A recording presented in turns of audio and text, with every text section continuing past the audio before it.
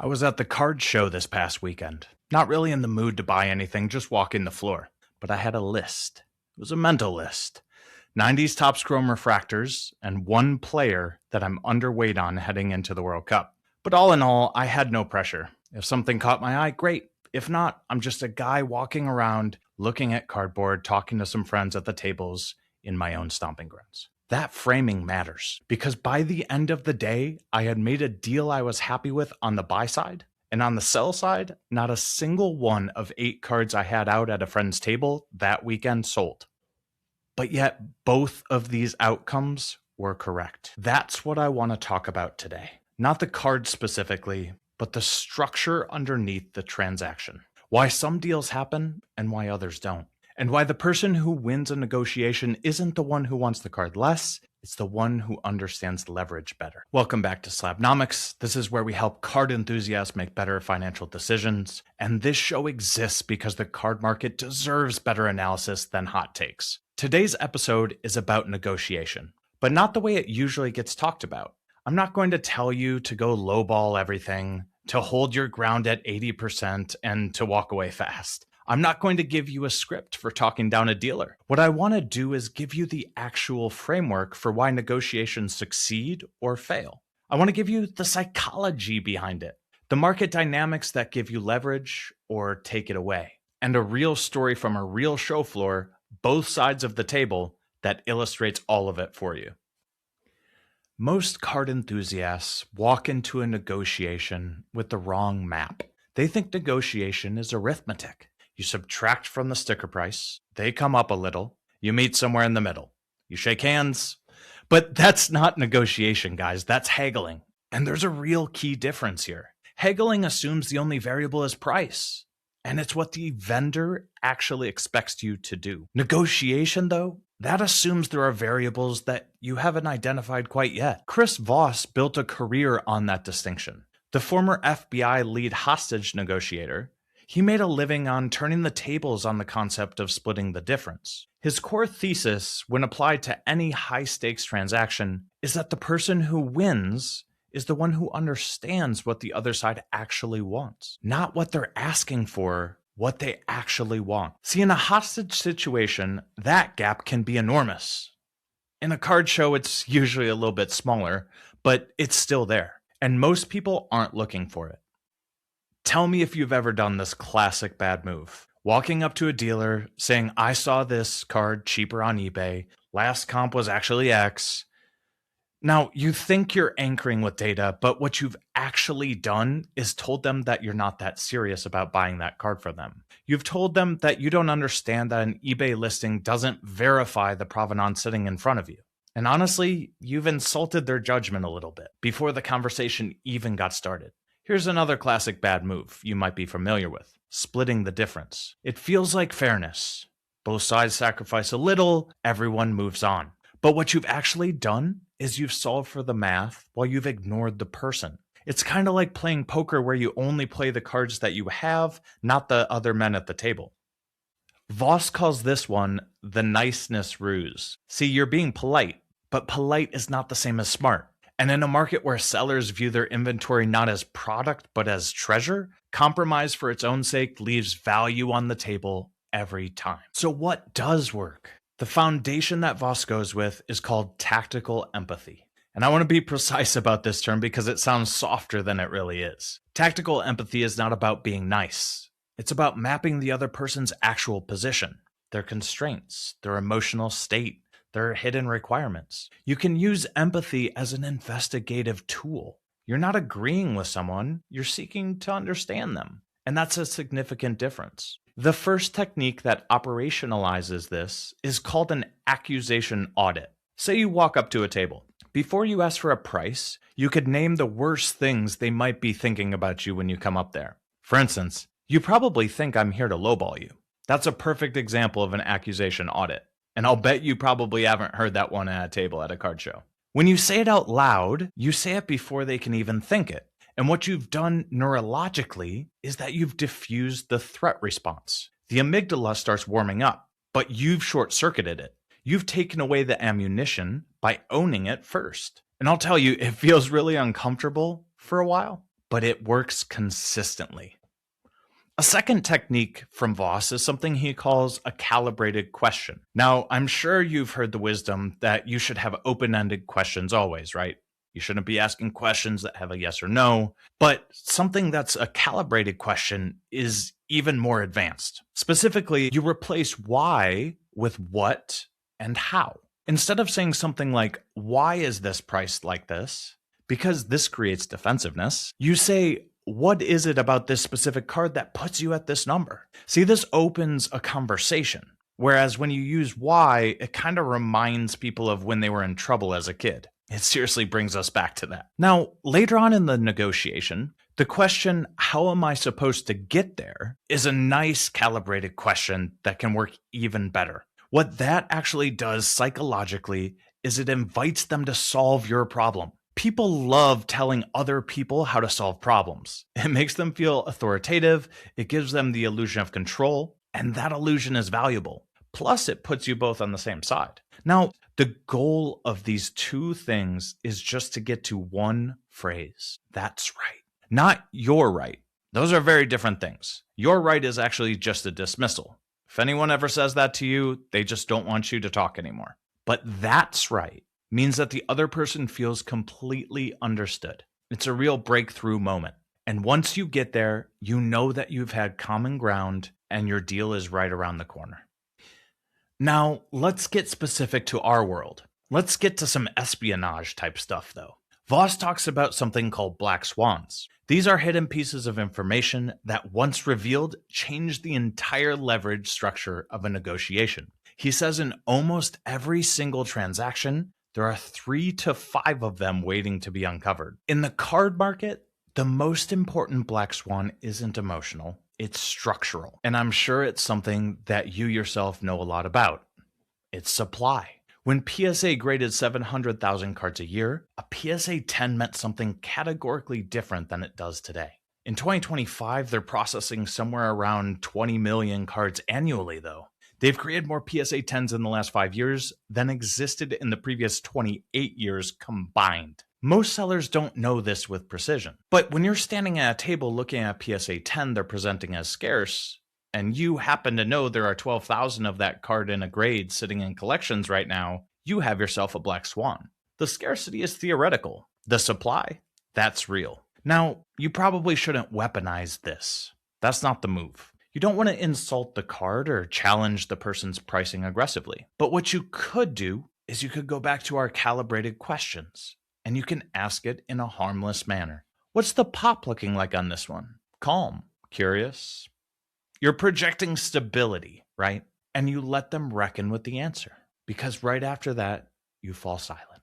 Now, there's 2 things that can really happen. If they don't know what the pop is, you've just revealed something. If they do know, then you've made the conversation honest. And either way, you've leveled the playing field and introduced a real data point into the conversation that is usually running on emotion. Now, that's the slabnomics version of a black swan. Supply structure is leverage. Pop reports are intelligence. If you follow my content, for instance, you know that gem rates tell you whether a PSA 9 is a value or it's a failure certificate.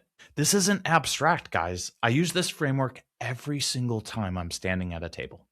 Now, we've talked about a lot of different concepts, and we've talked about hostage negotiations and FBI interrogations, but let's bring it to cards. So let me tell you something that actually happened this past weekend.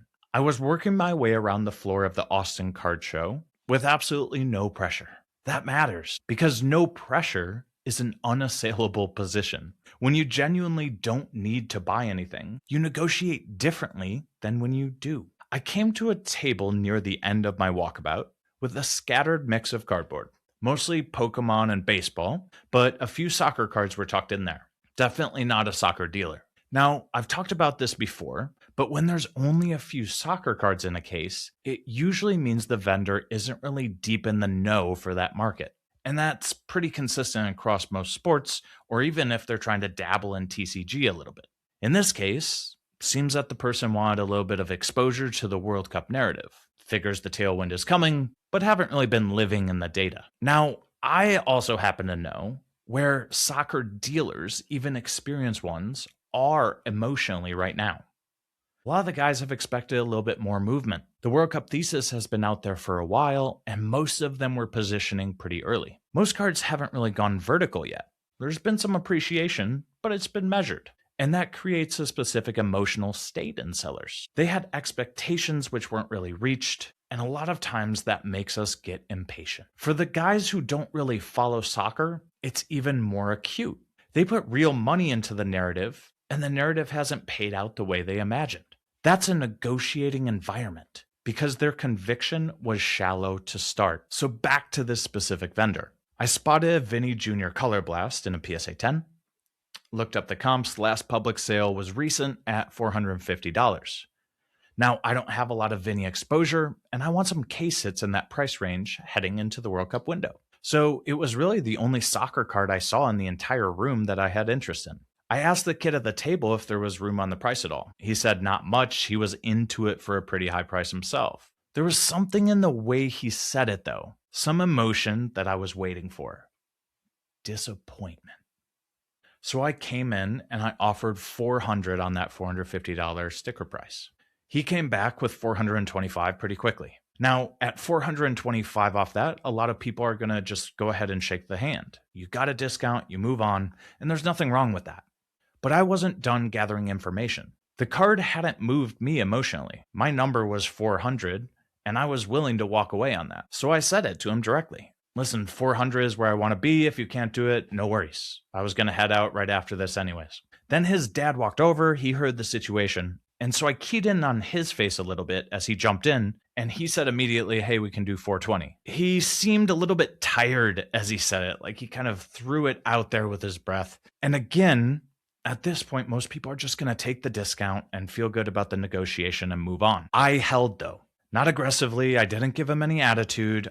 I was just steady. And I said, listen, man, 400 is my number. If it doesn't work, completely understand. That's just where I want to be to do the deal. They did 400. Now, this isn't some crazy story, right? Like, wow, I really fleeced someone, got my price down $25.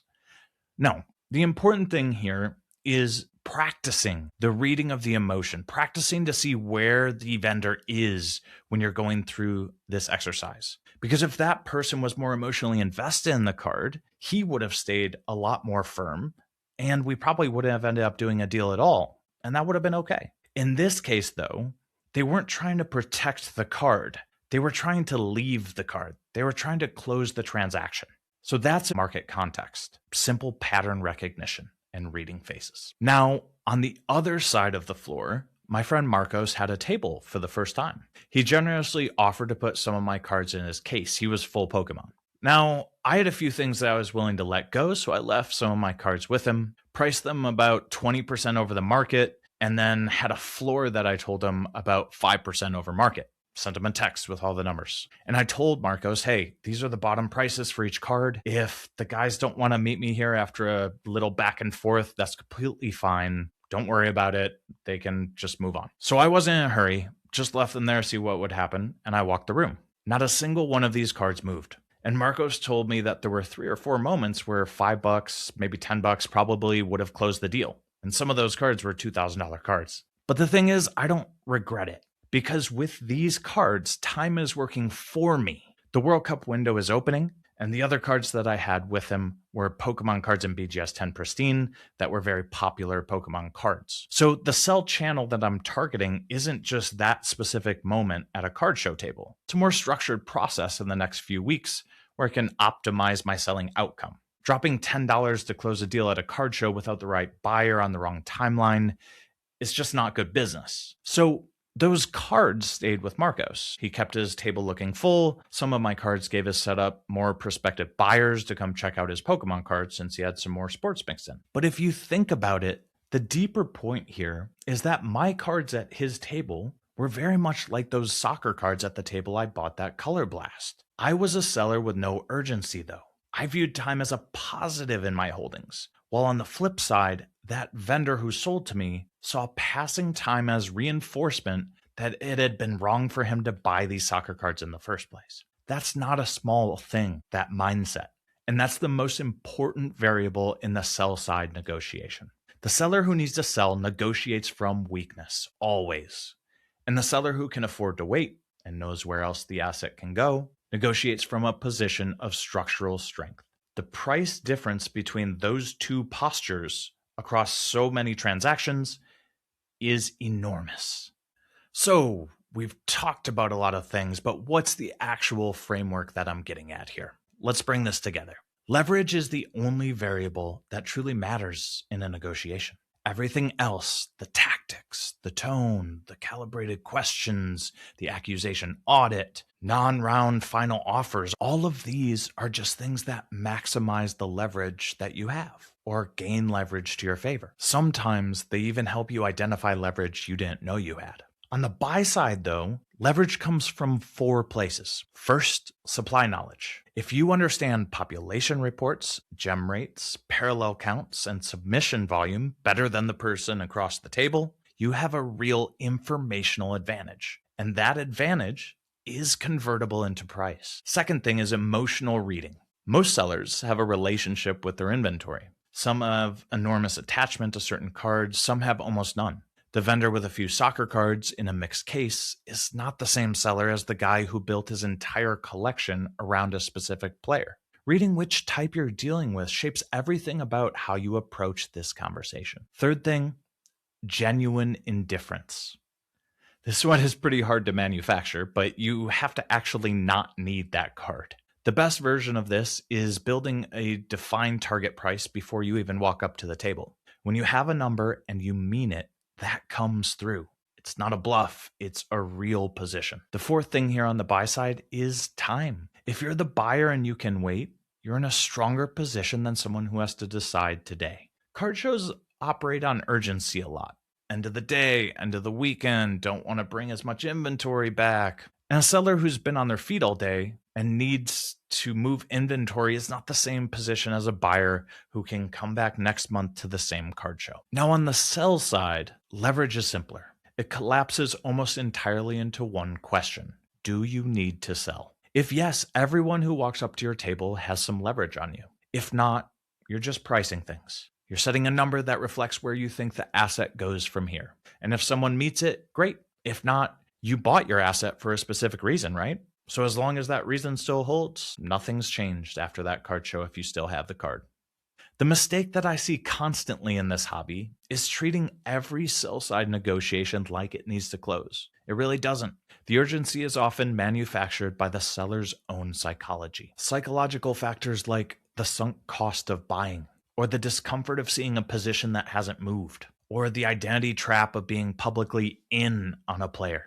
But none of these are reasons to drop money at a card show. Here's what I want you guys to take from this episode.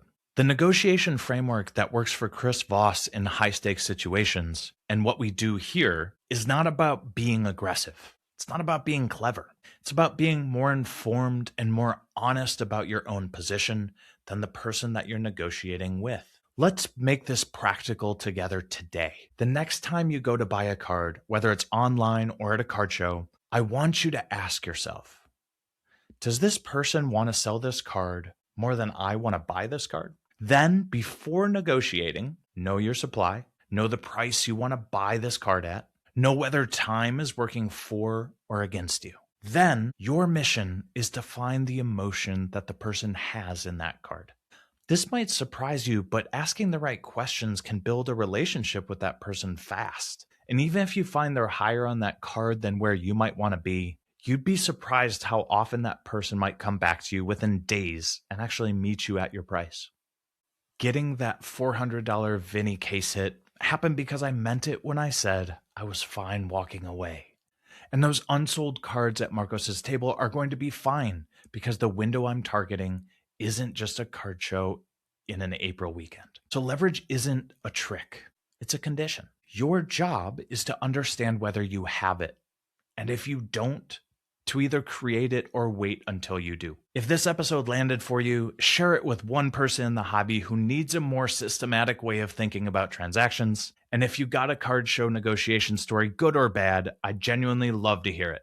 Keep building, and I will talk to you later.